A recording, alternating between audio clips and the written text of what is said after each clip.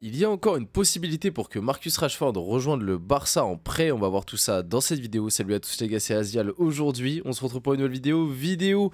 On va parler de l'actualité du Barça avec comme information un petit peu principale le cas Marcus Rashford qui pourrait encore rejoindre un petit peu en tant que surprise dans cette fin de mercato le Barça sous forme de prêt. Donc on va en discuter tranquillement dans cette vidéo. On va aussi voir d'autres actus, notamment autour des récentes prolongations de Gavi et de Pedri. Qu'est-ce que cela signifie par rapport au futur du Barça? Et même j'ai vu que très récemment, du côté du Barça, il y avait pas mal de prolongations qui étaient en train de se faire et d'arriver.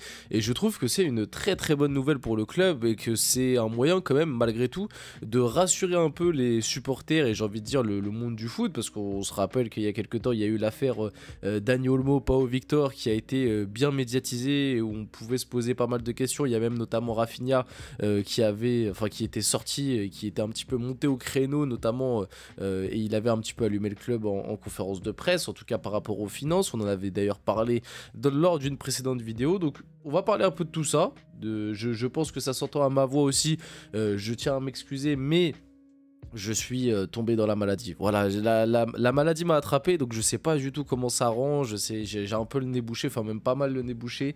Peut-être qu'il y aura quelques petites coupures dans la vidéo, histoire un petit peu que je me mouche, etc. Bref, ça va être un bourbier. Je me suis dit quand même, je vais essayer de vous proposer du contenu. Déjà que sur le mois de janvier, et même un petit peu le mois de décembre, mais beaucoup, surtout sur le mois de janvier, j'ai pas été hyper régulier. Voilà, je me suis dit, bon, allez, c'est pas un petit rhume, même si bon...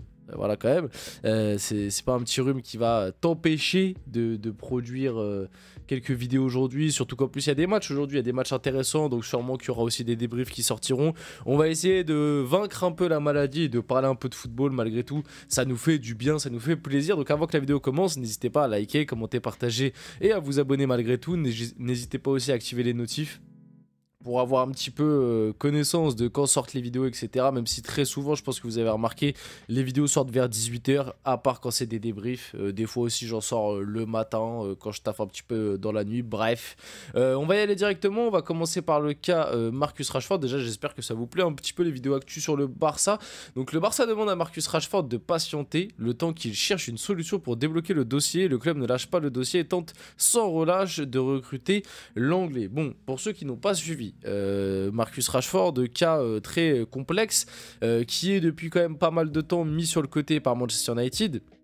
Situation très compliquée, il y a même très récemment un truc complètement dingue où Ruben Amorim, il est venu en conférence de presse et il a dit je préfère faire jouer le préparateur, c'était qui? Je sais plus, il a lâché un blaze, je crois que le gars c'était le préparateur physique ou l'entraîneur des gardiens, j'ai un doute. Il a dit ouais je préfère faire jouer Pedro, l'entraîneur des gardiens, que de faire jouer un mec qui en gros a pas la mentalité et s'entraîne pas bien. Bon, en vrai ça montre une certaine exigence, c'est pas forcément négatif, mais c'est vrai que le cas Marcus Rashford à Manchester United ça paraît très compliqué et j'ai l'impression que même si il part pas cet hiver, parce que là ça risque d'être compliqué, il reste quoi? Il reste 2 jours de mercato, je crois, ça se termine le 3, le mercato, si je me trompe pas. Donc en gros il reste 2-3 jours de mercato quoi, grand max. Et la situation de Marcus Rashford évolue pas trop. Pourtant il y a eu pas mal de clubs hein, qui ont été associés à lui cet hiver. Bon, on a eu vite fait le PSG qui a été quand même très rapidement débunké. Du coup on a eu le Barça qui est pas mal revenu. Pendant un temps on a eu du Tottenham, on a eu aussi des clubs turcs, l'Arabie Saoudite bien évidemment. Il y a même eu pendant une toute petite période, mais ça pareil ça a été très rapidement démenti, il y a eu Marseille, il y a eu l'OM. Et en vrai, l'OM, ça aurait pu être... Enfin, je trouve que... Pardon pour le petit reniflement, mais je trouve que l'OM a eu raison, si c'est le cas, d'essayer de le tenter. Même si il y avait très peu de chances que ça se réalise. Je trouve que l'OM a plus raison de tenter des mecs à relancer comme Marcus Rashford que d'aller tenter des Matistel où pour moi c'était perdu d'avance. Mais c'est vrai qu'un Marcus Rashford sous 2 herbiers à l'OM, sous forme d'un prêt, ça aurait pu être quelque chose de cohérent, petit prêt de 6 mois. Bref, en tout cas, ça a été très rapidement démenti où Marcus Rashford n'a pas voulu. Bref, on sait pas trop, mais ça se fera pas. Et du coup, il y a le Barça qui est revenu comme un peu l'évidence. Alors moi, déjà, la question que j'aimerais poser... Parce que Marcus Rashford, il faut absolument qu'il trouve un point de chute parce que on l'a bien compris, comme je vous l'expliquais, côté United, j'ai l'impression que même s'il part pas, il ne jouera pas et que du coup, même limite, il sera un petit peu bradé cet été. Faut rappeler que Rashford, il a un énorme salaire, etc. Donc United doit absolument s'en débarrasser, ça peut se comprendre. Sur les dernières saisons, on va dire que le niveau n'est pas forcément là. Bref, et je pense que même pour lui, trouver un autre contexte que United, ça pourrait ne pas lui faire de mal pour essayer de relancer un petit peu sa carrière qui fait du surplace depuis à peu près 1 an et demi, voire même qui régresse. Le Barça, est-ce que le Barça est le meilleur contexte pour lui? Je sais pas. Déjà, s'il vient au Barça, la question que j'aimerais poser, c'est pour jouer où? Parce qu'on va pas se mentir, à l'heure actuelle, Marcus Rashford, de base, c'est plus un ailier gauche. Il peut, oui, jouer en neuf, mais de base, c'est quand même plus un ailier gauche. Et à l'heure actuelle, du côté du Barça, tu as quand même sûrement les deux... Enfin, en tout cas, ils font partie des 2 meilleurs ailiers au monde, avec Rafinha qui est à gauche et Lamine Yamal qui est à droite. Avec en plus Rafinha qui a un rôle quand même un peu particulier où il évolue côté gauche, mais il rentre quand même pas mal demi-espace gauche pour laisser vraiment la ligne un peu à Alejandro Balde. Donc, est-ce que...